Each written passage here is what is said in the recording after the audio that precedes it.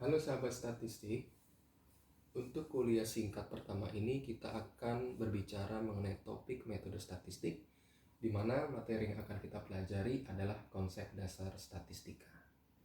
Nah, untuk pertama kita akan mempelajari mengenai definisi dari statistik dan statistika. Jadi ini terlihat sama, namun memiliki pengertian yang berbeda. Yang pertama adalah statistik. Statistik adalah kumpulan dari ringkasan fakta, baik berupa angka maupun bukan angka.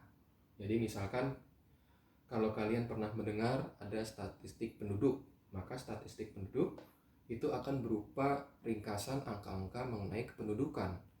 Misalnya adalah persentase penduduk yang sudah menikah, atau mungkin persentase penduduk menurut umur, itu statistik. Nah, kemudian statistika. Nah, statistika istilah mudahnya adalah ilmu bagaimana kita bisa menghasilkan statistik. Nah, dalam statistika nantinya ada 4 hal yang akan kita pelajari.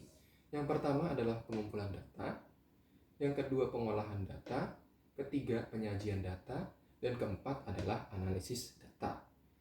Nantinya dari 4 bisnis proses ini kita akan bisa menghasilkan suatu kesimpulan dari permasalahan yang kita teliti. Nah, dari kesimpulan inilah nantinya para pemangku kebijakan itu ada banyak ya, bisa pemerintah, bisa pengusaha gitu ya. Jadi nanti mereka bisa mengambil suatu keputusan seperti itu. Nah, manfaat statistik. Manfaat dari statistika secara umum ada 3, yaitu estimasi, prediksi, dan peramalan. Dan yang ketiga adalah konfirmasi. Apa itu estimasi? Estimasi itu adalah bagaimana kita memperkirakan suatu besaran dengan menggunakan data sampel, gitu ya. Nah, jadi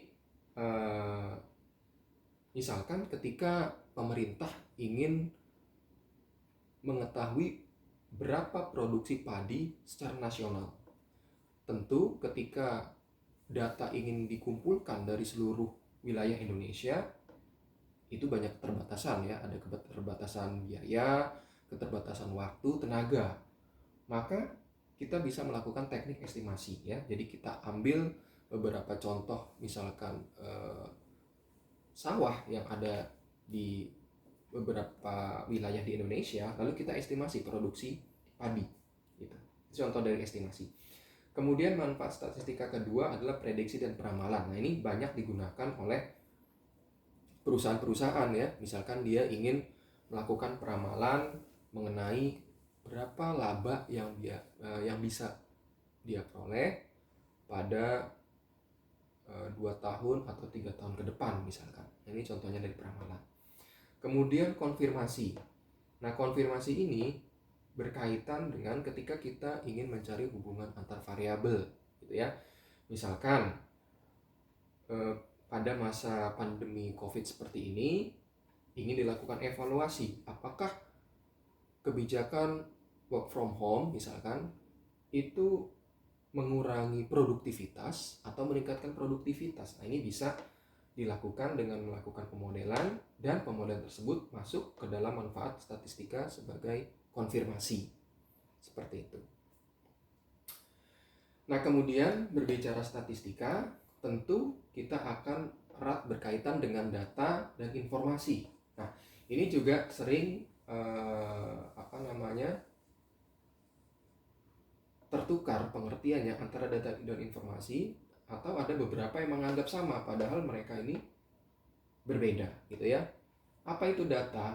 Data itu adalah kumpulan dari fakta gitu ya, baik yang sifatnya kuantitatif maupun kualitatif. Kuantitatif itu adalah data-data yang bentuknya angka, sedangkan kualitatif data-data yang bentuknya bukan angka ya. Jadi ini ya, jenis data ada kuantitatif dan kualitatif. Contohnya apa? Data kuantitatif ya, contohnya umur, kemudian nilai, kemudian pendapatan, dan lain sebagainya. Pokoknya berkaitan dengan angka. Kemudian data kualitatif, data yang bukan angka, seperti nama, nama jadi juga data ya. Kemudian jenis kelamin, pendidikan, dan lain sebagainya. Itu data. Nah, kemudian ada informasi. Apa itu informasi? Nah, kalau informasi itu adalah data-data yang sudah diolah sehingga memiliki makna.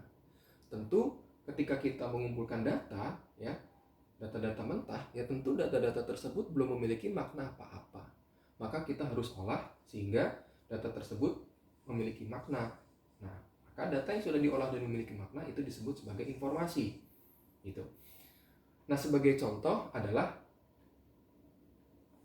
misalkan produsen mobil ya, ketika ingin memasarkan produk mobilnya, tentu dia harus tahu kira-kira target konsumennya itu siapa.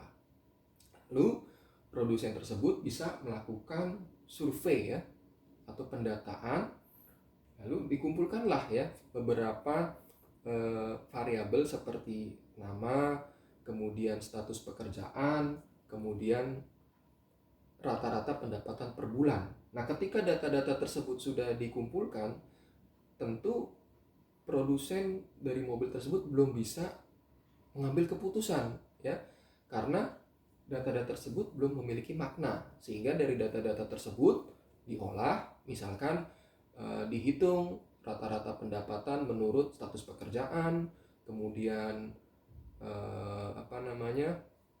dicari persentase kepemilikan mobil menurut jenis pekerjaan ya, sehingga produsen mobil bisa memiliki semacam insight ya untuk menentukan kira-kira konsumen yang menjadi pangsa pasarnya itu siapa ya. Tentunya konsumen yang menjadi pangsa pasarnya adalah yang misalkan memiliki rata-rata pendapatan yang realistis sesuai dengan harga mobilnya dia gitu ya. Oke. Nah, kemudian data tentunya ini harus dikumpulkan ya. Jadi ada proses pengumpulan data di mana ada beberapa teknik pengumpulan data ya. Jadi secara umum ada 4. Yang pertama adalah registrasi, yang kedua adalah sensus, survei, dan eksperimen yang terakhir. Apa itu registrasi? Registrasi adalah metode pengumpulan data dengan cara mendaftarkan ya. Jadi dengan cara mendaftarkan data-data tersebut dari unit-unit observasinya. Nah, registrasi ini biasanya paling sering dilakukan oleh instansi pemerintah gitu ya. Jadi misalkan kelurahan mengumpulkan data-data penduduk di wilayahnya, atau misalkan pendataan untuk pemilih ya, untuk pemilih pada pemilu. Nah, ini masuk dalam registrasi gitu. Nah, kemudian yang kedua adalah pengumpulan sensus. Pengumpulan data sensus. Apa itu pengumpulan data sensus? Jadi pengumpulan data sensus, data-data dikumpulkan dari seluruh elemen populasi ya. Jadi misalkan ketika data yang ingin kita kumpulkan adalah data jumlah penduduk di suatu wilayah, maka data-data yang dikumpulkan adalah ya seluruh penduduk itu gitu ya. Nah, maka di sini contohnya adalah sensus penduduk ya. Pada sensus penduduk, data-data yang dikumpulkan adalah seluruh penduduk yang ada di Indonesia ya. Itu namanya sensus. Kemudian survei. Apa itu survei? Survei adalah pengumpulan data dengan cara mengambil sebagian elemen populasi ya. Jadi mengambil sebagian elemen populasi, nantinya dari sebagian elemen populasi itu dikumpulkan data, lalu dilakukan estimasi untuk menghasilkan estimasi nilai populasi.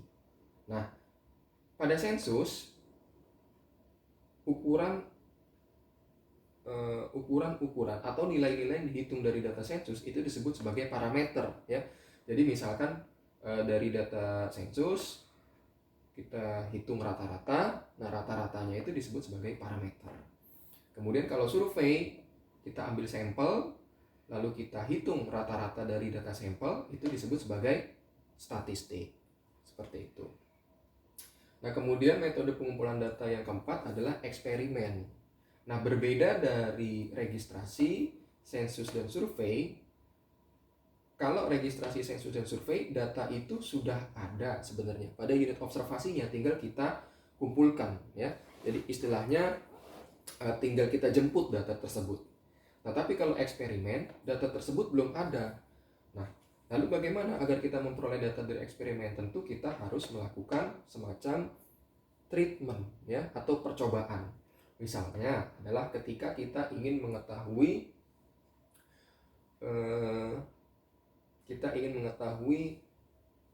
dampak dari pemberian pupuk terhadap produksi buah mangga misalkan ya. Nah, jadi kita belum tahu bahwa apakah pupuk jenis A ya, katakanlah pupuk jenis A tersebut bisa meningkatkan produksi buah mangga ya ke depannya. Nah, maka untuk mengetahui